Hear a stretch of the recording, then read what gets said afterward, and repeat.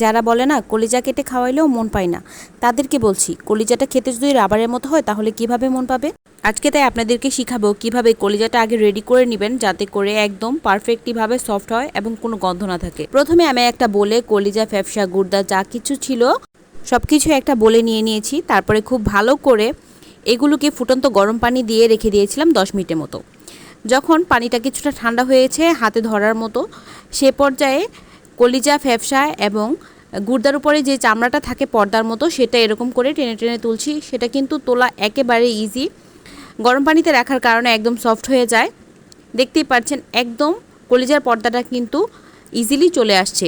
এভাবে যদি কলিজা, ফ্যাপসা পর্দাটা পরিষ্কার করে রান্না করেন তাহলে এটা হজমেও সহায়ক হয় এবং খেতেও কিন্তু অনেক সফট হবে।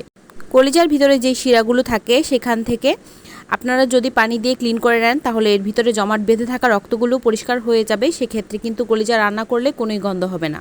এবারে রান্না করে ফেলুন এবং গরম গরম ভাতের সাথে মজাদার কলিজা ভুনাটি পরিবেশন করুন। যে খাবে চিরদিনই আপনার নাম তার কলিজাতে লেখা থাকবে। যদি এই কলিজা ভুনার রেসিপিটি পেতে চান তাহলে আমি ফার্স্ট কমেন্টে আপনাদের সাথে রেসিপিটি শেয়ার করব। চাইলে আপনারা আমার ইউটিউব চ্যানেল থেকে রেসিপিটি দেখে আসতে পারেন। ভালো লাগলে লাইক কমেন্ট করতে ভুলবেন না।